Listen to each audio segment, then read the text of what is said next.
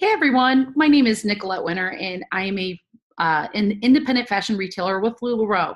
I have been with this company since May of 2015. I'm coming up on my 3-year anniversary, and I have also been a 3-time cruise qualifier with the company. I'm working on qualifying for my 4th LuLaRoe cruise. Lots and lots of fun. I am a leader in the company. I'm actually a trainer, and so I have approximately 50 women who are in 6 different states who all own their own LuLaRoe businesses. And so today I'm going to talk to you guys about a topic that is near and dear to my heart, and it is called Rut Roe, How to Get Unstuck and Boost Your Biz. So let's go ahead and share my screen so that way you can kind of see what's going on here. All right, so let me move this over here. Otherwise, I look at the wrong side of the screen, and that drives me nuts. So, all right. So we're going to talk a little bit about Rut Roe.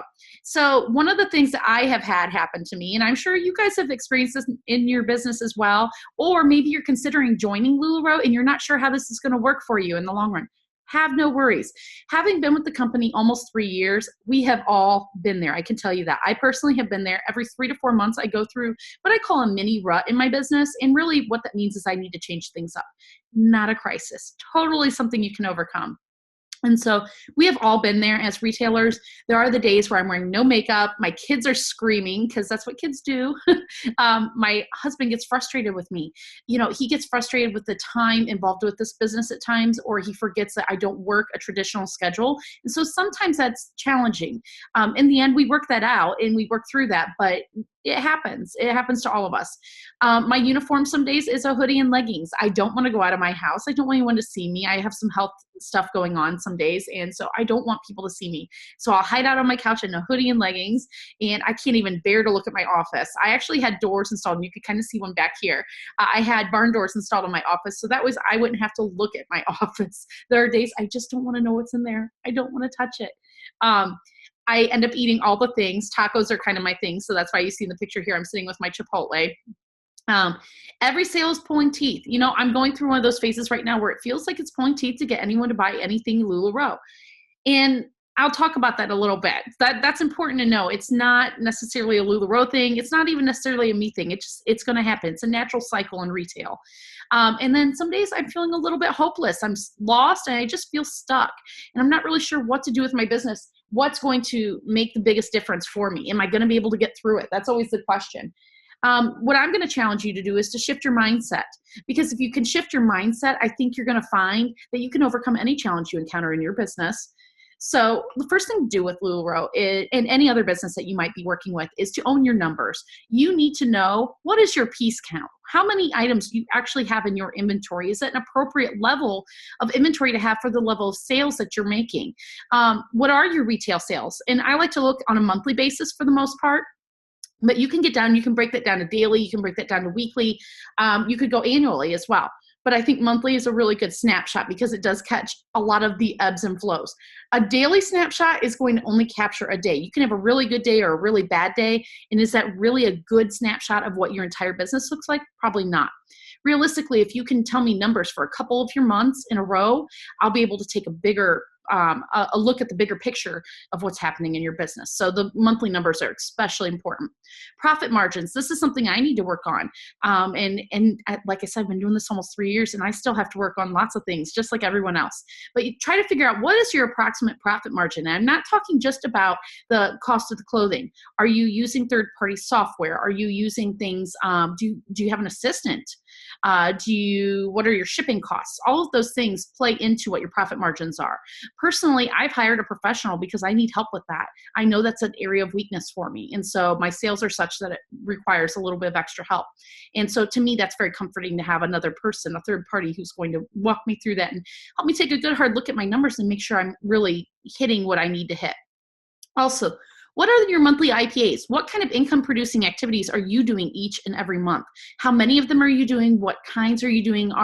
Is there a good variety? Are you focusing just on one kind of IPA? So it's really helpful to know that. And again, your inventory levels. With your piece count. So inventory levels is the inventory you have on hand. Piece count, actually, how many pieces are you selling per month? So there's different ways of measuring how your sales are doing every month. And that could be a piece count and that could be retail sales. I like to know both. And I actually have tracked them for probably a little over a year and a half almost. And I keep a running list so that way at any time I can go through and look and say, okay, so how's this March compared to last March? And I can take a good look at that. And I also have to remember, well, last March, I only had X number of team members. This March, I have this many, and that takes a lot of time out for these reasons. And so for me to kind of justify why the numbers look the way they do, but I actually have facts and data to base my decisions on. So owning your numbers is really the number one thing you can do to help shift your mindset. It's the first step to all of this. The next thing you need to do is you need to revisit your why. And so I'm going to say a dirty word. I apologize, but my why is pretty simple. I want unlimited vacation days. That's my hashtag. Hashtag unlimited vacation days. And my if anybody's seen Empire Records, my phrase is on here. Man, I don't want to work for anyone else again. If I can help it, I'd like to own my own business. I want to be in charge of my success. I want to celebrate my successes. I'm going to own my failures, and I want to be in charge of it all. That's just how I roll. So that is really what my why is all about. I love to do things on my own terms. I don't like other people telling me what I can and can't do. And so for me, that is one of my biggest reasons that I really love this business. This is why I stay in this business, because if I don't, I'm going to have to work for someone else and I'm going to have to take orders, and I don't like that. So the other piece of my why is my family. And here you can see my boys, Grady and Graham. They are adorable and they are my life, and my husband obviously as well. But this picture was just too cute, so I just kept with them. But they are adorable. And Grady actually gets involved in my business, and Graham's been asking to get involved. They're 8 and 6. And so teaching them how to do all of those soft skills that we don't think about. Grady, I asked him to do live videos with me. He really enjoys that. I'm teaching him how to hold the close up, how to talk with people when they talk with him. They'll comment on items and things like that, and he'll converse with them. I want him to greet people at the door. One of his favorite things to do is all my packages that go out. He loves to see where they're going. We're getting ready to move into a new house, and one of our next things that we're going to be doing is getting a bulletin board with a giant map of the United States and get push pins to put all the places that we've shipped to. And so he's going to be in charge of helping me with that. And I think that's a project that we can work on together. Graham loves to just be ornery on camera. Customers love him. They love seeing him at my in-person boutiques. He will come in and he'll play with the kids. One of his jobs is to show kids where the playroom is and play with them. And he just loves that. He thinks that's fun. They think boutiques are all for them. They don't think they're for me. So that's kind of fun. But revisiting your why is super important. The other thing is you need to choose your posse wisely. So make sure that you start with your team. There's a reason you joined your team. Now, you may or may not love your sponsor, and that's okay. You don't have to love the person that you signed up under. You do need to have a professional working relationship with that person as much as possible. So it's a good place to start is your team. There's a reason you joined that team. There's something that you saw in them that you wanted to be a part of. And so start with your team, whether it's your sponsor, your cross lines, your uplines, your downlines, all of the above. Someone in there has something in common with you. And that's a really good place to start when you're looking for people who are like-minded about this business and who can support you on those toughest days and on the great days too. And then I looked, you can see here, I'm in this picture with several ladies. They're in my cross lines. They're all in my cross lines. We're all under the same mentor. My nearest mentor is actually my sponsor. And so we're all under that particular mentor, but none of us are under the same exact sponsor. So it's kind of fun like that. We all get to know each other. We're from all areas of the country. You see, we have farmers, lawyers, we've got massage therapists, we've got nutritionists, we have everything on here, nonprofit girls. So all these women represent very different walks of life, but we all push each other very, very hard. So it's really important to choose your posse wisely. You want someone who's going to be positive most of the days. They understand when you do have a negative day that it's just a venting session and you're going to keep it real in one spot and keep it safe. You're not online blasting your company because that doesn't do anybody's business any good. I don't care if you're with LuLaRoe or elsewhere. That's not beneficial. So they'll talk you through the hard times, give you new ideas, and push you. There's many times with these women, I've said, oh, I think I'm going to take part of this month off. And a couple of these women have looked at me and said, no, you're not. You're not going to be happy if you do that. And they're right. And I have to hit my goals. I set my goals myself, but they push me and they make me do it. And I appreciate that. And I do the same for them. That's what it's all about. We nudge each other because we know what we want. So I think that's real important. So choose your posse wisely. Make sure that if you're hanging out with a crowd that's overly negative or really worried about, oh, my box looks like this today, or that I got in, or I only want to do this kind of business. That may not be the right policy for you, and that can really have an impact, whether you realize it or not, on your business overall. Okay, speaking of that, comparison, the comparison trap is something that we talk about in LuLaRoe a lot. I saw this really great quote by Betty Jamie Chung, and it says, comparison with myself brings improvement. Comparison with others brings discontent. And so here I have pictures of myself and my sponsor. And I just picked my sponsor because it's an easy one for me to pick. We have a great relationship. She is fantastic. I consistently say she is my favorite person in the company. Alexandra Brownlee is a mentor in this company. She has a fantastic work ethic. She's very professional. She's personable. I really love working with her. And then you have me, and I'm ornery and silly, and sometimes I just don't fit, and that's okay. But if you start looking at us on paper, there's a few things to note. Alexandra's a little bit younger than me. Alexandra comes from a military background. Her family, her husband is military, retired military. And so she's got a different background from me. So she's lived across the country a few times, moved a few times across country. She's really thin. She's really beautiful. She's just a wonderful person. She's a great mom. She's fantastic at her sales. She's a great leader. And then some days, if I wanted to compare myself, I'm a plus size girl. You can see just based on looks alone, I've got brown hair. She's got blonde hair. She's just gorgeous. I mean, honestly, I could get in that comparison trap. If I'm not hitting my sales, or I'm not hitting the team levels I want to hit, or any of those things, it'd be very easy for me to say, well, Alexandra has it all. It's just not fair. The truth of the matter is, I don't need to compare myself to Alexandra, though. She's fantastic, and I can be fantastic too. And that's really important for us to realize. When we start comparing ourselves to others, that's when we get upset. But if we're really just looking and owning our own numbers and comparing ourselves, like I said, where am I this year compared to this time last year? That is where growth can actually happen. But if I'm busy comparing myself to Alexandra, who has a very different story, very different lifestyle, very different, everything she does is different, and that's okay. It's working for her, but it may not work for me, and it's not fair for me to compare myself to her. And vice versa, it'd be very easy for either one of us to compare to each other, and that's just not going to work out in the long run. So I would really advise anyone who is struggling right now to shift their mindset and get out of that comparison trap. It's not going to help you. Okay, so let's talk about doing all the things. So you've shifted your mindset a little bit right now. You've got a great posse. You've come up with some ideas. Now it's time to do all the things. So the first thing you need to do is you really need to make a plan. And so this is where you need to sit down and make a customized sales strategy. Everyone sells differently. There are people who choose to sell only in person, people who choose to sell only online. I strongly encourage anyone on my team to really consider doing a multifaceted approach. I really think that working in person and online via multiple outlets is really helpful.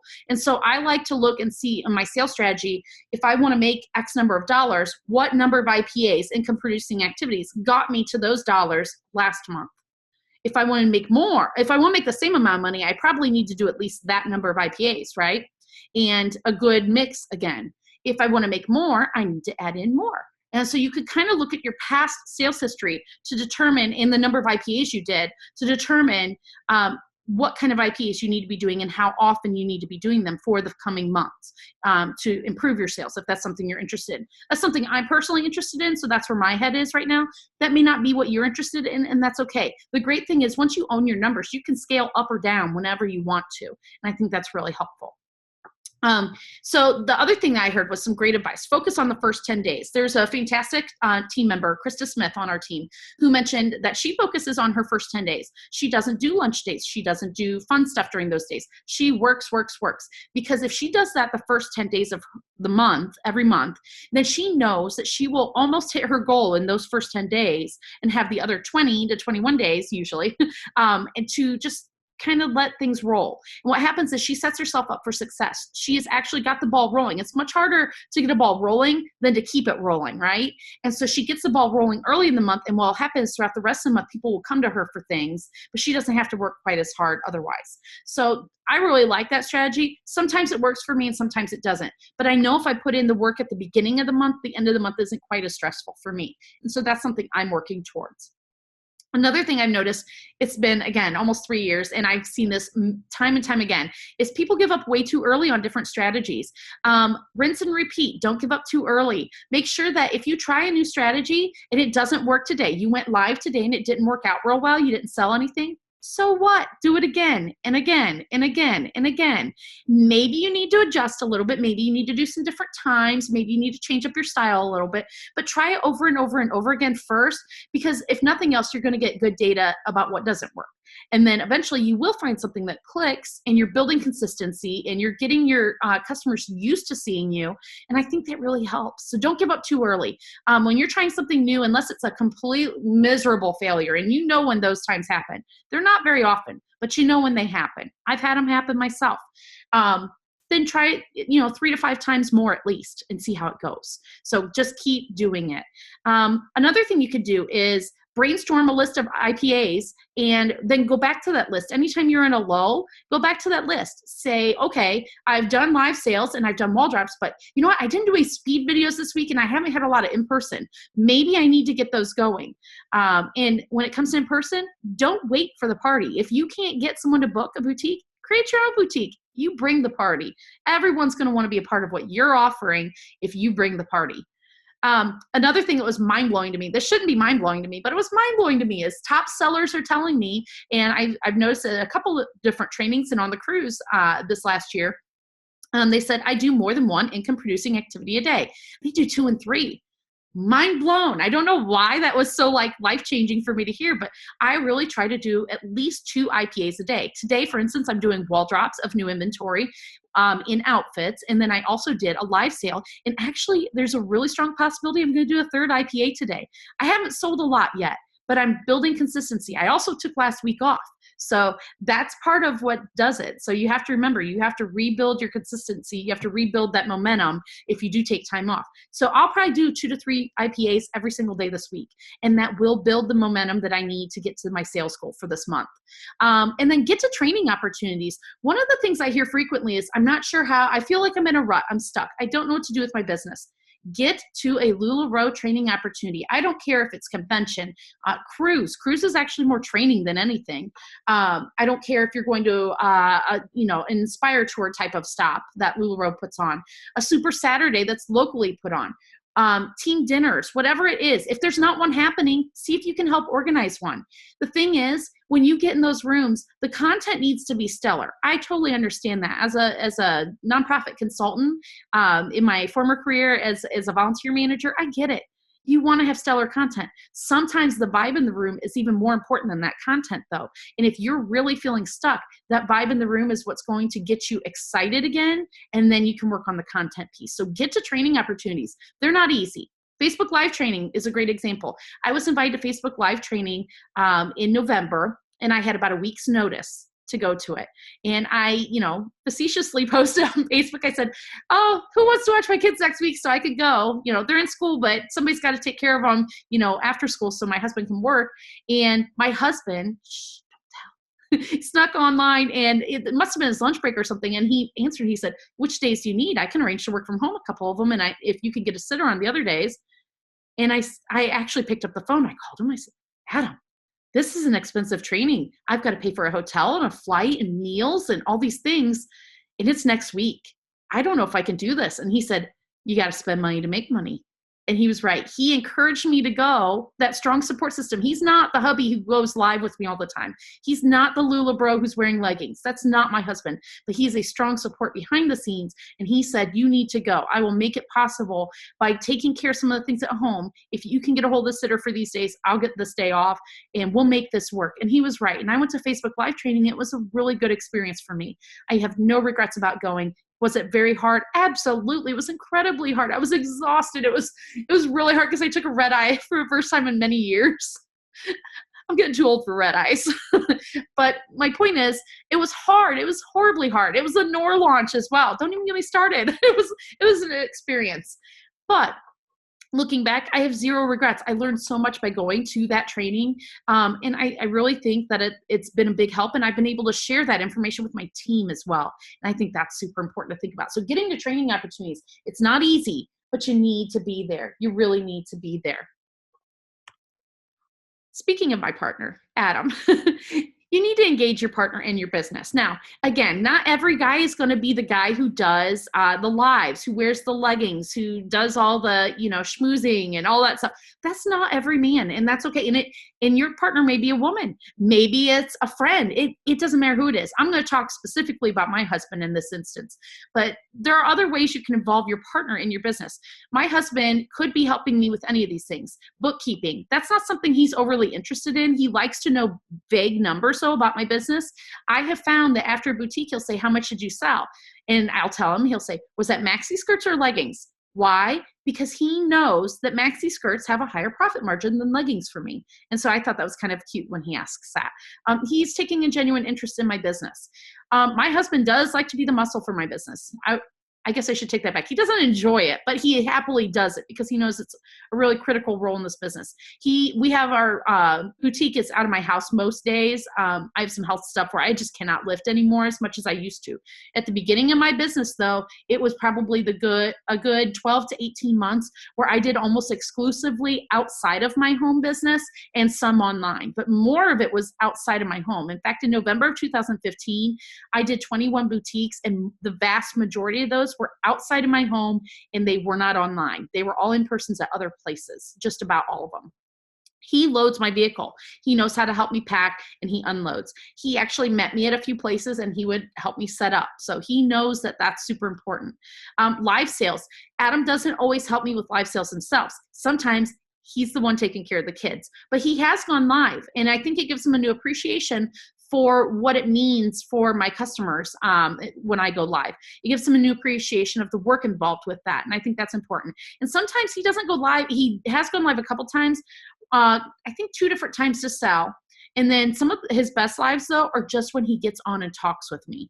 And that's only been a handful of times, but the ladies love him, and they really appreciate the perspective he brings to this business. So I think that's important. Shipping, there are husbands who handle all their shipping for their family.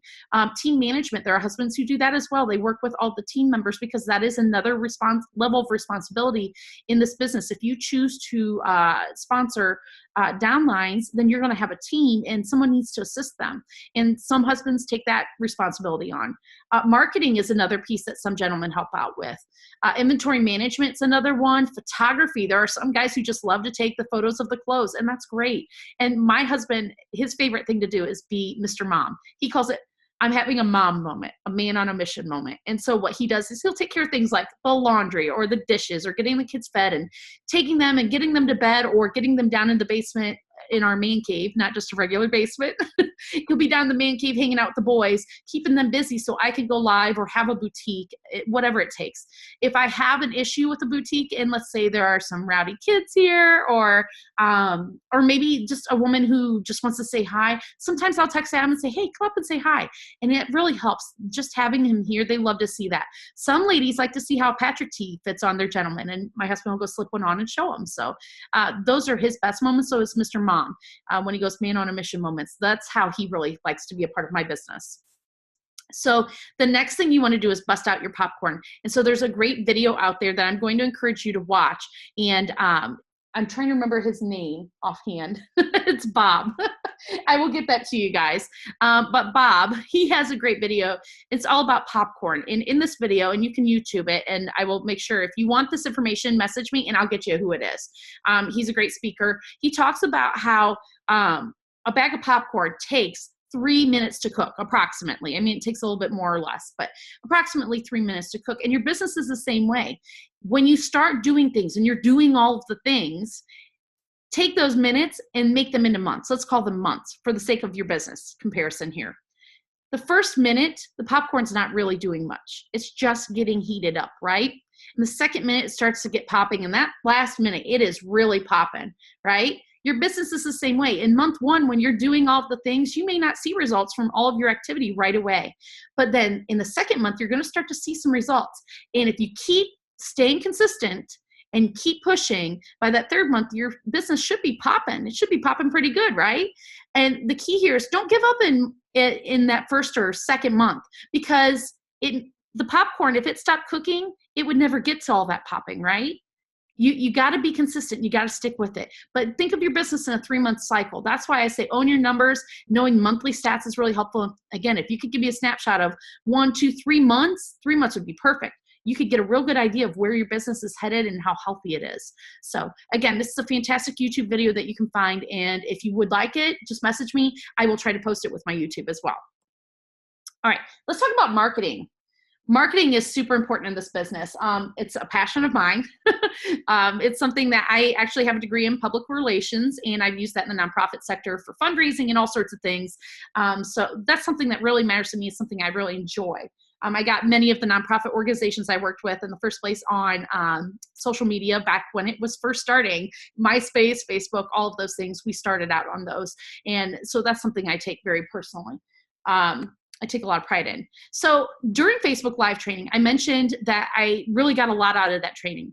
And one of the things I remember in a conversation was Paul Ivanovsky. So Paul and Tiffany Ivanovsky are retailers that have been with this company for a long time. They're great leaders. They're really interesting. And I really love how direct Paul is. I did appreciate that. I don't think I got a chance to meet Tiffany. I did get to meet Paul though.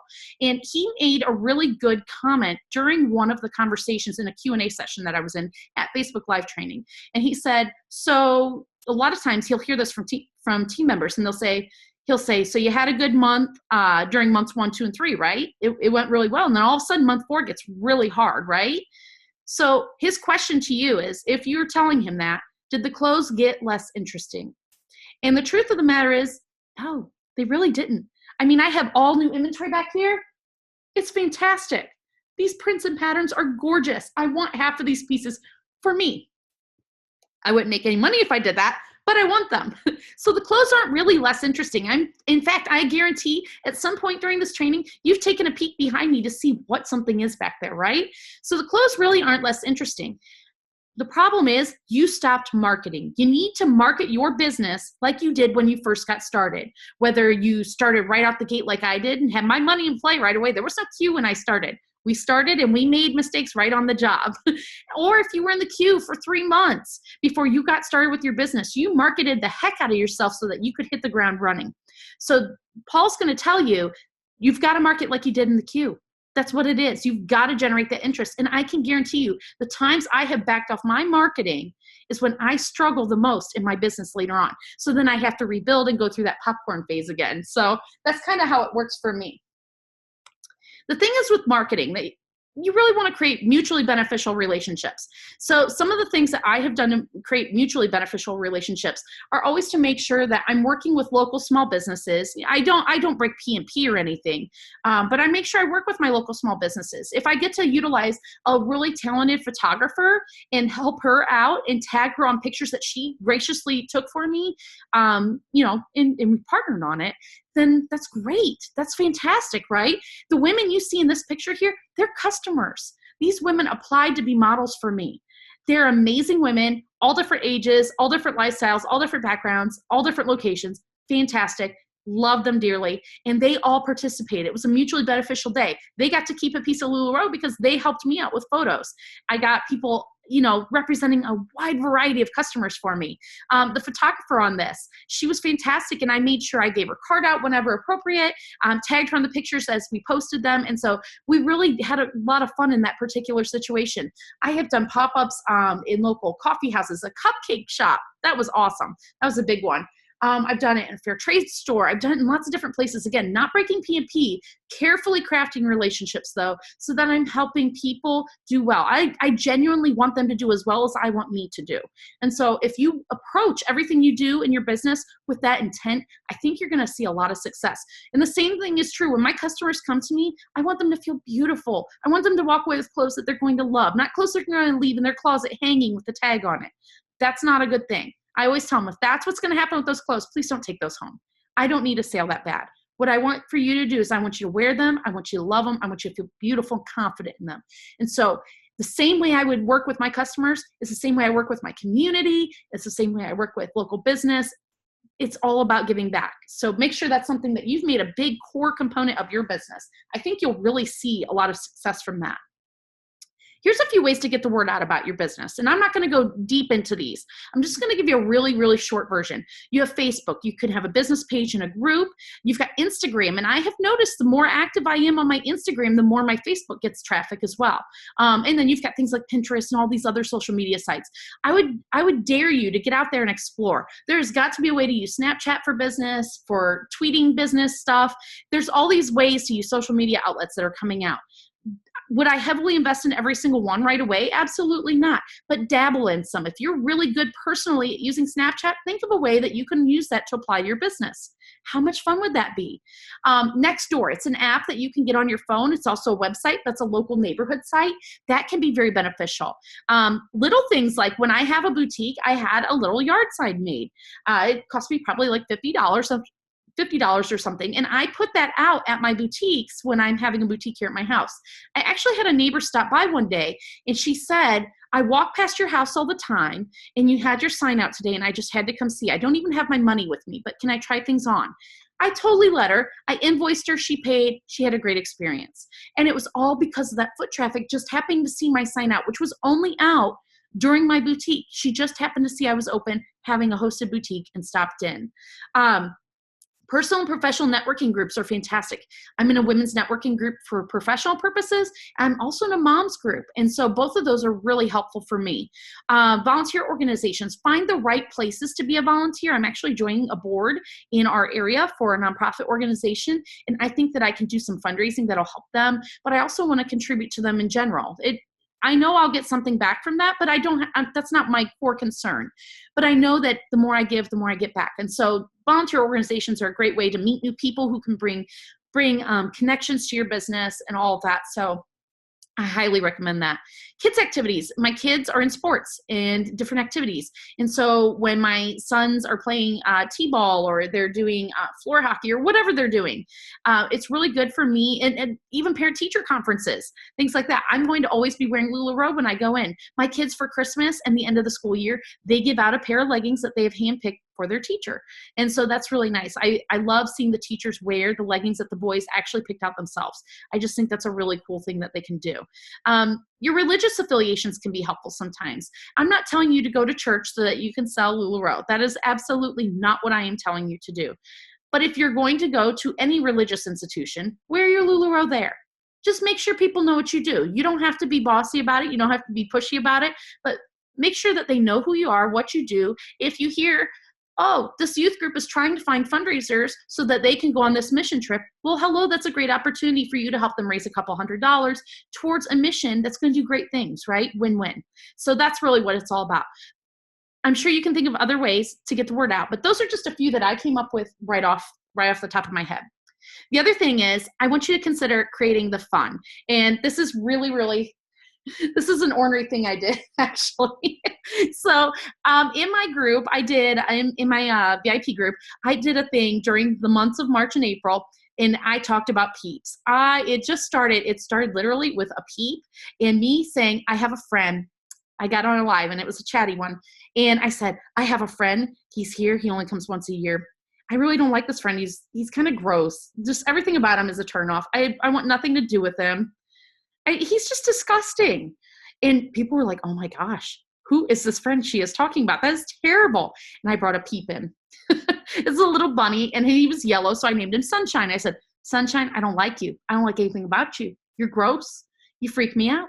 I want nothing to do with you. And so I had an entire conversation about this peep. And what it came down to is I did a challenge. I said, I will eat a peep live on a peep show for you guys if I hit this particular goal in my business. Now, I'm going to tell you, create the fun. That is a fun thing that my customers, I have been getting so many peep pictures because of that, peep memes.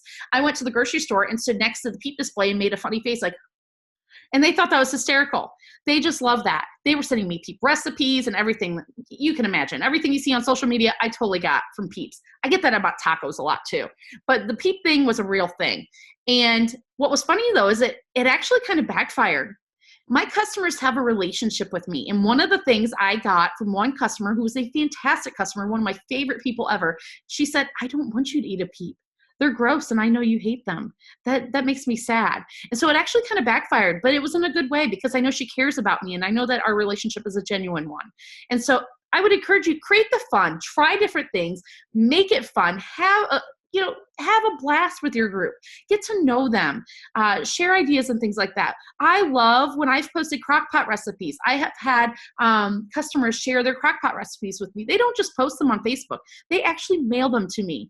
There's just little things like that. Those are the things that build relationships that will build you a long-lasting customer base. Aside from all the obvious friendships and things that you're building, there's so many intangibles I'm not even mentioning here, but just from a business perspective, I'm building a long-lasting business because I'm taking good care of the people that come to me. They trust me, they know me, they love me, and likewise, right back at them. So, but yeah, create the fun in your group. Have these things where you get to have fun. All right, let me go to the last one here. Oops. Don't wait for them to come to you. Again, if you can't get a boutique, no sweat. Go out and create your own boutique. Create your own fun. You do not need to have other people creating something for you. You can create it for them. And I think that's really important. I think people need to see that you are out there having fun and they want to be a part of what you're doing. So if opportunity doesn't knock, build a door. Get out there, create your own fun, and have a great time with your business. The last thing I want to touch on real quick here, if you are on any of the home office webinars, you'll hear Deanne consistently say this awesome little thing, if you act enthusiastic, you will be enthusiastic. And she'll say that over and over. And sometimes it drives you nuts, right? Right? The problem is she's absolutely correct. Deanne is absolutely right. So on those days when you're just not feeling it, so what? Some days you're going to have that happen. Get out there. Fake it a little bit. You have to do that with everything in life, right? Do you really want to go to your fourth graders band concert where it's all with those recorders? You remember those recorders? Do you guys remember those? They're terrible sounding. Do you really want to be there? Probably not. Do you have to fake it because your kid wants you there? Absolutely. So some days you're going to have that in this business, just like anything else in life. And if you just go in with a smile and a good attitude, it's not going to be so bad. It'll be actually a little bit enjoyable. And if you get to the point where you're smiling when you're doing your work, it's going to be contagious. You're going to smile more. Your customers are going to smile more. Everybody's going to have a great time. They're going to want to keep coming back to you, and your business builds. And suddenly you're out of your rut, right? All right. So guys, if you have any questions, feel free to reach out to me. You can get a hold of me via shopnicolettewinter.com. You can get a hold of all my links to all of my social media and everything else, get all my text alerts, anything you'd like to see. If you have questions, though, do feel free to reach out. Thank you so much. Share this video with anyone that you feel is going through a rut. Watch it again when you're having challenges, and I would love to hear your ideas for how to get out of ruts. Thanks so much, and I hope you guys have a fantastic day. Thanks.